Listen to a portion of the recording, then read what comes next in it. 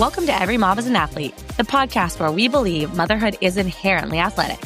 From lifting car seats to chasing toddlers, your daily life is a workout. I'm Dr. Carly, pregnancy and postpartum expert, sports chiropractor, strength coach, and mom of 3. This is your space for strength, recovery, and real talk in pregnancy, postpartum, and motherhood. Welcome, Strong Moms. You're in the right place.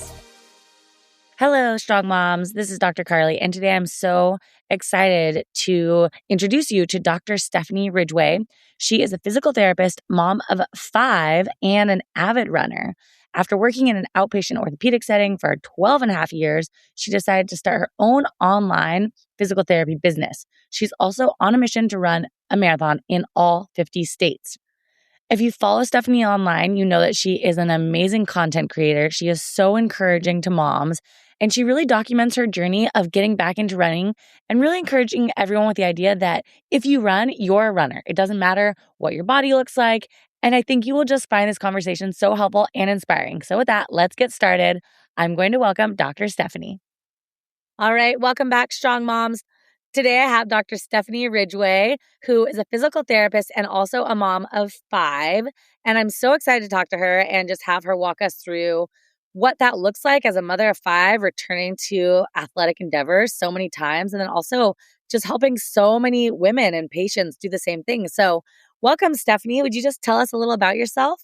Sure. So I'm Stephanie. I'm a mom of 5, and I'm a physical therapist. I've been a physical therapist for 14 and a half years now, and I currently live in Alabama. I actually went to PT school in Chicago and moved down here after I graduated because I met my husband here.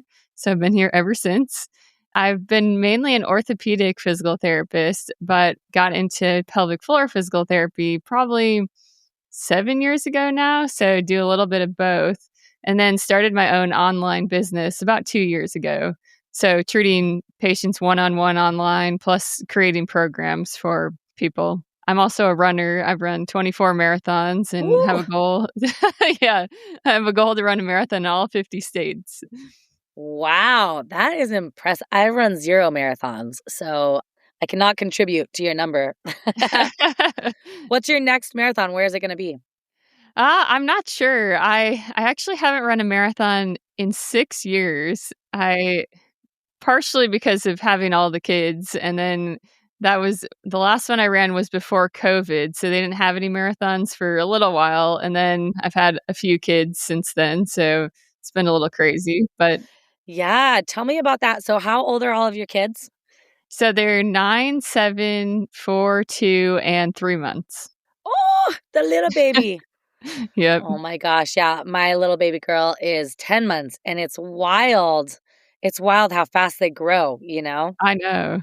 Awesome. And so let's talk a little bit about how do you find time for all this, girl? You are a busy lady. You have 5 kids. You're seeing people in office.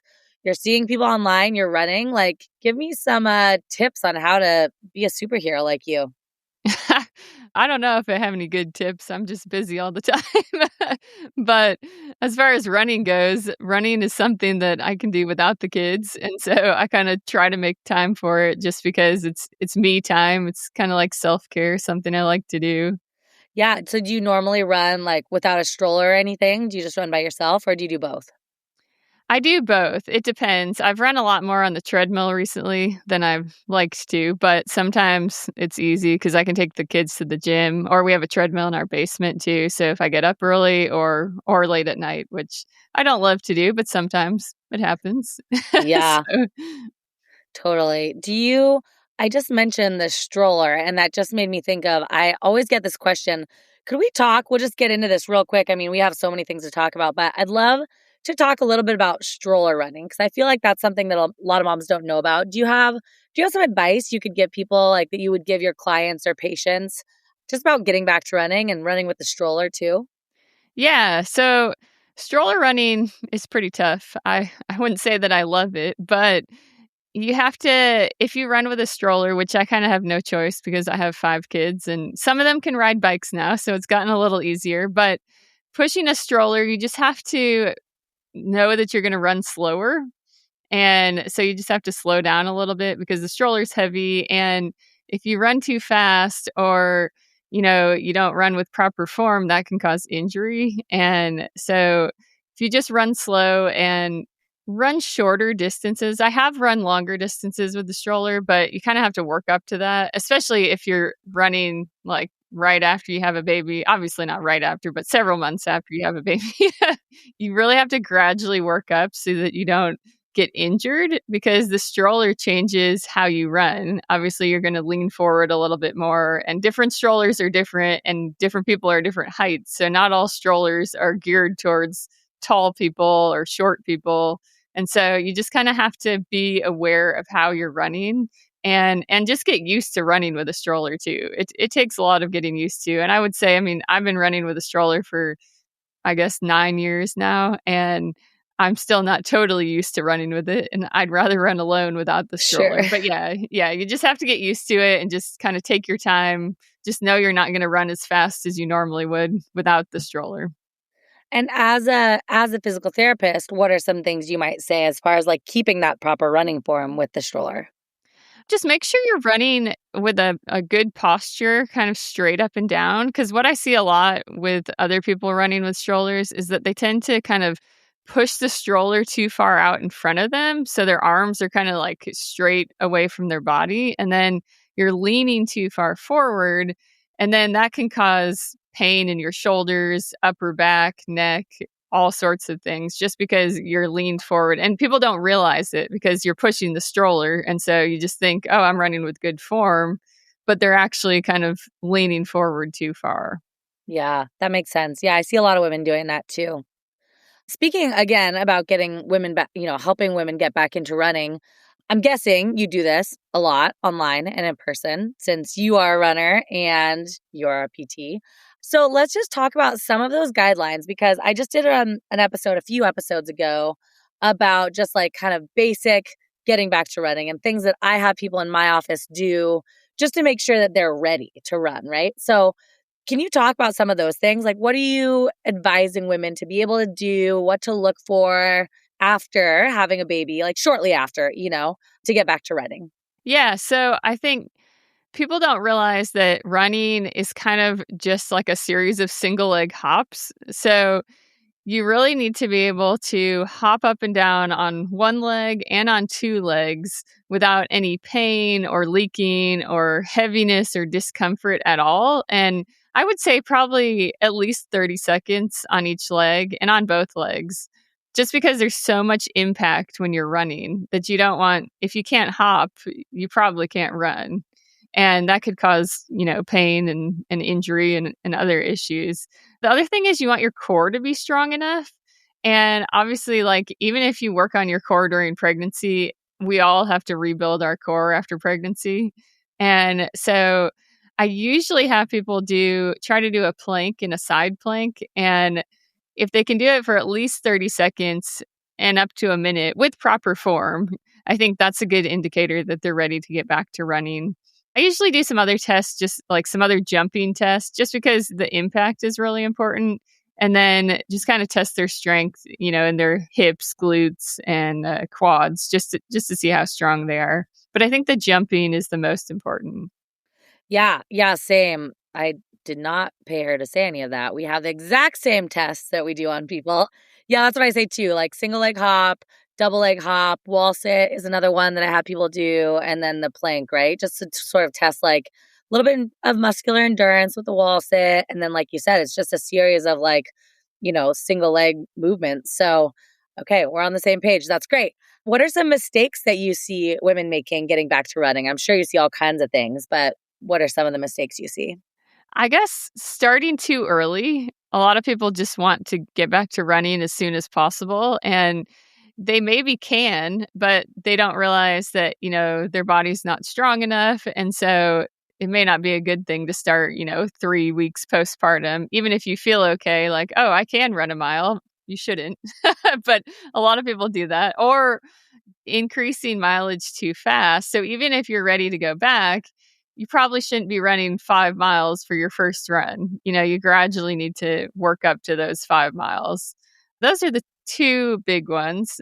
Or just running too fast right away because, you want to get back into it. Sometimes you feel good. And so you just go as fast as you can or as far as you can. But it really is much better if you kind of gradually increase your speed and your distance. And do you normally have people do like a walk run to get back to things, or does it just depend? I think it depends. I think a walk run is good to start. I mean, I even do that. I'll usually walk a minute, run a minute to start, and then gradually increase the amount of time I'm running. But it depends. I mean, some people feel okay starting with just running, but then I would start with a shorter distance, maybe, just start with a mile and a half, maybe 2 miles, depending on when you're starting to. If someone's starting 8 weeks postpartum or someone's starting 4 months postpartum, obviously it's going to be a little bit different. Yeah, and sort of the standard, right? If we just look at like the standard of when people like you or I would get back to running, it's like around the 12-week mark. So what do you recommend? Is it sort of similar to that? Like, are you helping people before? I mean, I know people are running before that because I see them. And I'm always like trying to have this conversation, right? So what do you see as far as like, what happens if you start running earlier? What happens if you wait? What do you see there? Yeah, so I agree. I think around the 12-week mark is when you should get back to running. I think it depends a little bit on the person. Some people do start before, but I think starting before at like 10 weeks postpartum is much different than starting at like 3 weeks postpartum. I know that people do start then. I wouldn't recommend it just because even if you're a strong person or you worked out your whole pregnancy or you run your whole life, running that early is just too much stress on your pelvic floor. And there's probably no way your core is strong enough to support you that early. So it does depend on the person. Everyone, has a different running journey too. If you're somebody who doesn't really run and just wants to start running, I would definitely wait till 12 weeks or later and make sure you're strong enough. And make sure you're doing the strength training and the pelvic floor work too, because you can be 12 weeks postpartum, but still pretty weak if you haven't done any sort of strength training or you haven't worked on your pelvic floor. So I think it's not just like everyone can start at 12 weeks. It's like you have to do these tests and make sure you're strong enough to run at 12 weeks. And you can try them a little bit earlier and run. But for most people, I would say they probably shouldn't run too much earlier than 12 weeks, just to make sure that everything is strong enough. Yeah. I think you're right. And I think you probably see this too, but with runners in general, I'm always trying to get them to do some strength training, right? Like strengthen the lateral hips, make sure your glutes are working, especially doing that lateral work because runners just want to run, right? Like they want to go. But like you can be a runner so much longer and so much healthier if you'll just do like, for the love of God, a little bit of strength training, a few days a week. It goes a long way. And even more in postpartum, right? Like that early postpartum phase. Oh, definitely. Just a quick second for my pregnant mamas now. During my third pregnancy at almost 40 years old, I had my easiest labor and fastest recovery. And I honestly credit that to doing my PregoCore program. PregoCore is a doctor-designed, by me, week-by-week plan that helps you stay strong, reduce pain, and prepare your body for birth, all in just 10 minutes a day. It works great on its own, or you can add it to your current workout regimen. If you want to train smarter through pregnancy and make recovery even smoother, head to the link below to check out PregoCore. And use the code ATHLETE for a special discount as a listener of Every Mom is an Athlete. Have you had any setbacks that you could kind of talk about or walk us through? And, as far as injuries, besides pregnancy, which arguably is like sort of an injury, and birth, and just kind of how you navigated coming out of those and getting back to doing the activity that you love? Yeah. So when I was pregnant, actually with my first son, I actually ran like a ton while I was pregnant with him. And I ran through all of my pregnancies, but with my first, I think I ran more. And maybe that's because I didn't have any other kids. But when I was about 6 months pregnant, I started having SI joint pain and like I couldn't run at all. I didn't run for probably a month and a half. And I didn't know if I was going to be able to run again the rest of the pregnancy, but I kind of rehabbed it and I was working in the clinic at the time. So one of my coworkers helped me a little bit too. And then I actually got back to running and I was okay for the rest of the pregnancy. But then after I had him, I started having a lot of tailbone pain. And so I started running. And after I had him, we talked about, when we got back to running or when you should get back to running postpartum, I started running way too early. And that could be part of the reason I had tailbone pain. But then, I didn't have any pelvic floor training. Nobody really talked about it a lot Mhm. when you should get back to running. So I didn't even know. As a physical therapist, I had no idea. I saw orthopedic patients every day, but I didn't see a lot of pregnant women or postpartum. So it was probably 4 weeks postpartum. And I didn't, I wasn't long distances, but I was still running and I definitely wouldn't have done that this time. So yeah, I think that affected it. But I had tailbone pain and I rehabbed it some, but that was not, I treated a lot of knee and shoulder and hip and low back pain, but I don't think I'd ever seen a patient with tailbone pain. And we didn't talk about pelvic floor physical therapy in PT school, like at all. Isn't that wild? That's crazy. So crazy. So I knew nothing about it until I took my first course, but that was a couple years after that. And so I had that tailbone pain on and off for until I had my next son, and then even maybe a year after that. And that's when I took the pelvic floor course, the first one I took, and I learned a lot that I never learned before. It's crazy I didn't learn that in PT school, but I didn't. And so, yeah, I had tailbone pain on and off for probably like at least 4 years. And I finally started figuring out how to rehab it, and I don't think I've had it since then. Maybe after birth for a little bit, but, nothing like that. But yeah, so that was pretty challenging. And in that time, I ran a couple marathons and still had some tailbone pain, but I was doing everything I could and I didn't know how to get rid of it. And I think part of the issue was that I just had a lot of tension in my pelvic floor, but I had no idea. I was just trying to strengthen and do all of the rehab exercises that I would give patients with, like low back pain or hip pain, but it wasn't quite enough. And so, yeah, it took me way too long to kind of figure that out and get rid of that pain. So how did you eventually get rid of it? So I had been doing a lot of like hip strengthening, and I started doing a lot more mobility and kind of learning to relax my pelvic floor because honestly, like nobody had ever told me that before. I never worked with another PT that knew anything about the pelvic floor either. And so when I took the first class, I actually kind of realized it myself. Like, I think that is probably what's been going on this whole time is that my pelvic floor is just too tight and I don't know how to relax it. And a lot of times running, because I've seen with other runners now that I've treated a lot of pelvic floor patients, runners tend to have tighter pelvic floors. So I started doing a lot of mobility. I also started doing a lot of hip internal rotation strengthening because I realized that, especially on one leg, I was very weak. I did a lot of like hip abductor strengthening and glute strengthening, but, I may have given something like that to a patient, but I just never thought to do it to myself. So eventually it worked. I got stronger and learned to relax my pelvic floor, and yeah, my tailbone pain went away. So let's talk a little bit about red flags. So, with your experience of pelvic floor work, kind of more orthopedics, which, is more like injury type of physical therapy, what are some red flags like a running or fitness-minded mom should watch out for that might signal something more serious than just like being sore?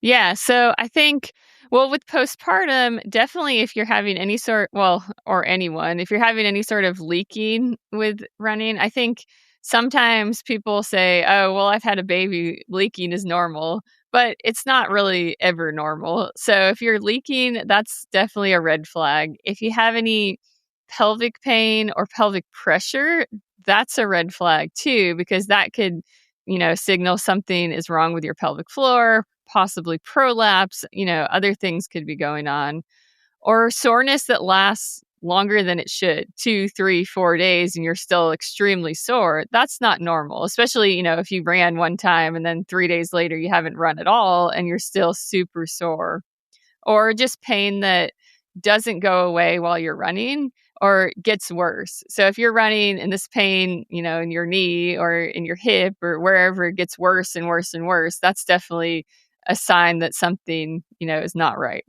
Yeah. And I think that's one of those things that like is sort of common sense, but in reality, like we need to hear it sometimes, you know? It's like, no, I use this analogy sometimes with people in my office. It's like, if your bike had a flat tire and you were like, oh, I'm going to rest my bike, and you put your bike in the corner, like 5 days later, your bike still has a flat tire, right? Like you didn't fix the problem. And I think with our bodies, we sort of forget this, right? It's like you're super sore, something hurts, like I'm going to rest. And then, 5 days later, you didn't fix anything. You just like stuck the bike in the corner. So it's always good, I think, for all of us to to hear those things that it's like those are common sense, but especially in new motherhood, man, sometimes common sense is like it's hard to remember. It is. Yep. Oh man. Okay. So now you're working online with women. And also in person. Are you still working in person with people? I'm actually not. About Okay. a year and a half ago, I stopped working in person. So I just see people online now. So how do you incorporate pelvic floor health into training for running and strength, mobility? What kind of things would you recommend? I mean, obviously every person's different, every person needs different things. But what are some things you might recommend to moms out there, as if you were working with them to get back to running and just sort of looking at the pelvic floor strength in general? Yeah, so definitely working on kind of all of the hip muscles. I think people don't realize how connected, like, even your glutes or hip rotator muscles are to the pelvic floor. So people think pelvic floor, they think, oh, I should do Kegels, like that's the only thing, or like just do your Kegels, like you'll be good. But in reality, that's not really true. All of the muscles need to work together. So strengthening, especially your hip abductors, the glutes, those, and the hip rotators as well, strengthening those, but also doing some hip mobility, because a lot of people, especially runners, tend to have tighter pelvic floors. They hold a lot of tension there, and that can actually cause leaking and pain. And so if you don't know how to both contract and relax your pelvic floor muscles, then you can have issues as well. And I think that gets missed a lot. People just strengthen and they don't learn how to relax those muscles too. Yeah, that's a great point. I like to liken it to I mean, we always talk about like your bicep. I feel like, it's like a easy muscle to talk about, but it's like I couldn't just stand here with my bicep flexed the whole time and call it like a healthy working muscle. So your pelvic floor too, right? It has to be able to flex, quote unquote, contract, and then also relax. And that you're right. I think that's the part that gets missed often. Let's talk about real life moments for you. So you're a mom of 5, you're running, you're working back. Are you working back now to marathon running? I am. Yep. Yeah. Okay. So what does that look like for you? Kind of pre-run, warm up, post-run. What do you make sure as a mom and a physical therapist? What do you make sure you do in an ideal world, right? We know it might not always Yeah. happen. Yeah. Yeah, definitely doesn't always happen. But usually before a run, I try to warm up a little bit, do a little bit of a dynamic warm up. And sometimes, it's only a few minutes maybe, but I'll do some hopping on one leg and both legs, do some calf raises, some lunges, some like hamstring scoops, just kind of loosen up my hamstrings, but just something to just kind of loosen up my legs, especially. And then usually when I start running too, I'll run the first mile, kind of easier, slower, just to kind of warm up a little bit too. And then how about after? And then after, this probably happens less frequently, but what I should do is a little bit of stretching and mobility. So I like to do some hip flexor stretches and hamstring and quad stretches. If I have more time, I'll do a little bit more mobility work, just kind of lay on the floor and maybe do some like knee rotations and like knee to chest, things like that. Do you ever, since you're obviously just virtual now, and so you can't do an internal exam, of course, right? Do you ever have people use like the little wands that like release pelvic floor muscles? Yeah, I do. Could you talk a little bit about those? Because I feel like a lot of women, my pelvic floor PT was sort of teaching me how to use it a few months back.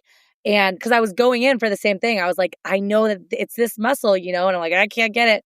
And I'm like, I feel kind of silly coming in here for you to just release this little muscle that's internal, right? And so can you tell women about that? Because I think that's sort of something that a lot of women don't know about.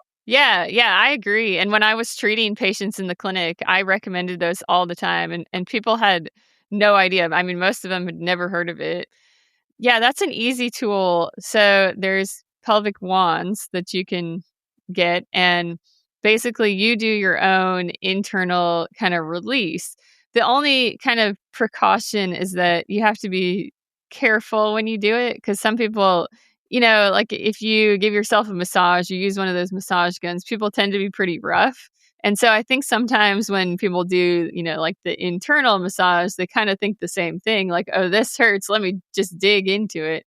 And that can actually cause more pain. But those are very helpful tools to be able to kind of release a muscle yourself. And if somebody teaches you, especially a physical therapist, then yeah, those are really helpful. So I recommend those all the time. Yeah, and then you just kind of walk people through, like, here's what you're looking for, here's how you use it and stuff. I know they come with like directions, but as with anything, it's probably better to have a professional, right? Like instruct you on how to use it. Yeah, so usually, well, and I will say they're all of them are different, but there's usually like a skinnier end and like a thicker end. I would always start with the skinnier one because you don't know how it's going to feel, and especially if you're having any type of pain, you want to be gentle to begin with. So start with the skinnier end.